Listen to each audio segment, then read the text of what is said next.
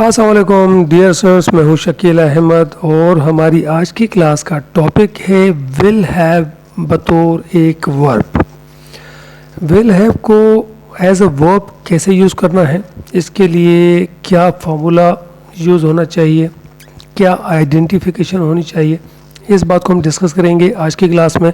आइए देखते हैं कि हमारे पास विल हैव को यूज़ करने के लिए क्या फार्मूला और क्या आइडेंटिफिकेशन है। लेकिन इससे पहले एक बात ज़रूर कहना चाहूँगा कि अगर वीडियो पसंद आए तो लाइक और कमेंट ज़रूर कर दीजिएगा, और अगर आप हमारी चैनल E.English पर नए हैं और अभी तक आपने हमारे चैनल को सब्सक्राइब नहीं किया तो सब्सक्राइब ज़रूर कर दीजिएगा और साथ ही साथ बेल आइकन को भी प्रेस कर दीजिएगा ताकि हमारी अपकमिंग वीडियोस के नोटिफिकेशन बर वक्त मौसूल कर सकें और आपकी इंग्लिश मज़ीद बेहतर हो सके।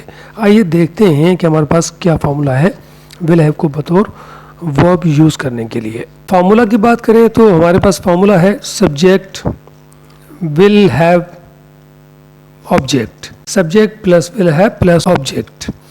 अब हम बात करें will have as a verb, तो विल जो है वो यहाँ पे as a helping verb use किया जा रहा है, क्योंकि आप सब जानते हैं कि विल फ्यूचर का साइन है।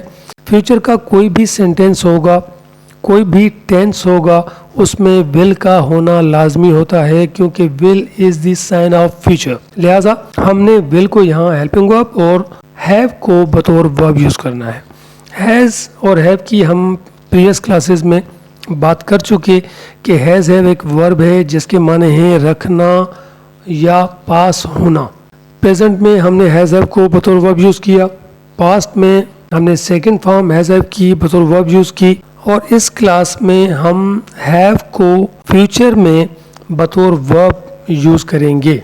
जैसा कि हम पहले क्लियर कर चुके कि हैज़ हैव एक वर्ब है जिसके माने रखना और पास होना है, तो यहाँ भी पहचान वही रहेगी, आइडेंटिफिकेशन वही रहेगी, रखना या पास होना। लेकिन क्योंकि हम उर्दू में रखना और पास होना प्रेजेंट के लिए यूज़ करते हैं, पास्ट के लिए अगर हम वही लफ्ज़ कहते हैं तो हम था लगा देते हैं, और अगर हम फ्यूचर की बात करते हैं तो हम उसके साथ गा लगा देते हैं। इसकी मिसाल मैं आपको ऐसे दूं कि जैसे अगर मैं कहूँ कि आपके पास एक पेन है, प्रेजेंट की बात की मैंने, अगर मैं बात यही पास्ट की करता तो मैं आपसे कहता कि आपके पास पेन था, और यही बात जब मैं फ्यूचर की करूँगा तो मैं आपसे कहूँगा कि आपके पास एक पेन होगा।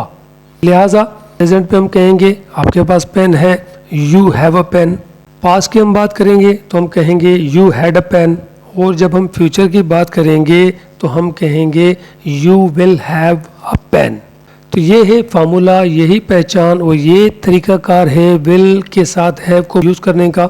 आइए हम देखते हैं हमारे पास मज़ीद कौन से सेंटेंसेस हैं जिनको हम ट्रांसलेट करेंगे इंग्लिश में और बतौर वर्ब यूज़ किया जाएगा हैव को हेल्पिंग वर्ब विल के साथ। आइए देखते हैं हमारे पास कौन से सेंटेंसेस हैं। हमारे पास फर्स्ट सेंटेंस है अगले साल हमारे पास एक नया बंगला होगा। We will have a new bungalow next year. Second sentence है माहीगीर के पास फरोख्त करने के लिए बहुत सारी मछलियाँ होंगी। Fisherman will have many fishes to sell. Third sentence है क्या बच्चों के पास क्रिकेट खेलने के लिए बैट होगा। Will children have bat to play cricket. देखिए हमने 3 सेंटेंस बनाए। पहले सेंटेंस में हमने कहा कि अगले साल हमारे पास एक बंगला होगा, मीन्स कि अगले साल हम एक नया बंगला रखेंगे या हमारे पास होगा, इसीलिए हमने कहा वी सब्जेक्ट था, will as a helping verb use किया गया, और हैव जो है वो यहाँ रखना या पास होना के लिए यूज़ किया गया। नया बंगला न्यू बंगलो नेक्स्ट ईयर अगले साल। सेकेंड सेंटेंस में हमने कहा कि माहीगीर के पास मछलियाँ होंगी, मीन्स के माहीगीर मछलियाँ रखता होगा या माहीगीर के पास मछलियाँ होंगी। द फिशरमैन सब्जेक्ट था, will as a helping verb use किया गया, हैव रखना के लिए यूज़ किया गया, और मैनी फिशेस बहुत सारी मछलियों के लिए यूज़ किया गया। फरोख्त करने के लिए हमने इन्फिनेटिव यूज़ किया यहाँ पे, टू के बाद फर्स्ट फॉर्म वर्ब की यूज़ की सेल। हमने कहा the fisherman will have many fishes to sell. Third sentence में हमने इंटेरोगेटिव सेंटेंस बनाया क्या बच्चों के पास क्रिकेट खेलने के लिए बैट होगा? हमने इसमें भी इन्फिनेटिव यूज़ किया, क्या बच्चों के पास बैट होगा, उसके साथ हमने इन्फिनेटिव यूज़ किया प्ले, टू प्ले। अब देखें कि क्या बच्चों के पास बैट होगा, क्या बच्चे बैट रखते होंगे, किस लिए? क्रिकेट खेलने के लिए। तो हमने रखने की जब बात की तो हमने कहा विल चिल्ड्रन हैव, क्या बच्चे रखते होंगे क्या? Bat, a bat, to play cricket, cricket खेलने के लिए। तो जुमला बना will children have a bat to play cricket. मेरे पास कराची आने के लिए गाड़ी नहीं होगी। अब ये नेगेटिव सेंटेंस है।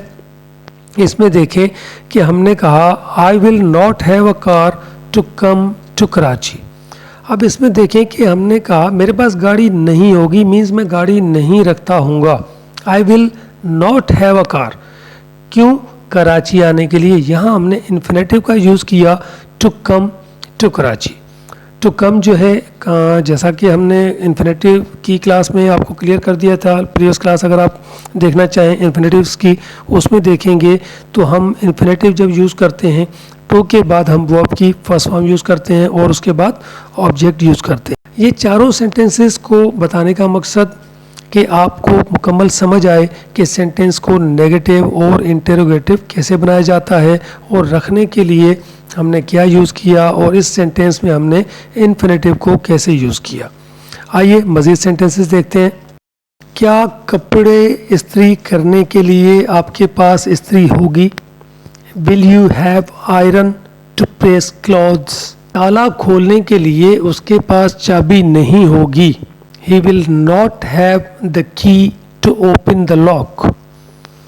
शहर में दाखिल होने के लिए उसके पास इजाज़तनामा नहीं होगा। He will not have the permission to enter the city. क्या डाकिये के पास तकसीम करने के लिए बहुत सारे खतूत होंगे? Will the postman have many letters to distribute? मेरे पास मज़मून लिखने के लिए अल्फाज नहीं होंगे। I will not have words to write an essay. अमरीका जाने के लिए खालिद के पास एक मंसूबा होगा। Khalid will have a plan to go to America. तो उम्मीद करता हूँ कि have बतौर वर्ब will के साथ कैसे यूज़ किया जाए आप अच्छी तरह सीख चुके होंगे। उसके बावजूद कोई भी उलझन, कोई भी सवालात आपके जहन में हों तो आप कमेंट बॉक्स में सवालात कर सकते हैं। हम आपके सवालात के जवाब देने की भरपूर कोशिश करेंगे ताकि आप मुतमईन हो सकें। मिलते हैं एक नई वीडियो के साथ, तब तक के लिए मुझे दीजिए इजाज़त। अपना और अपने प्यारों का बहुत सारा ख्याल रखिएगा। अल्लाह निगहबान।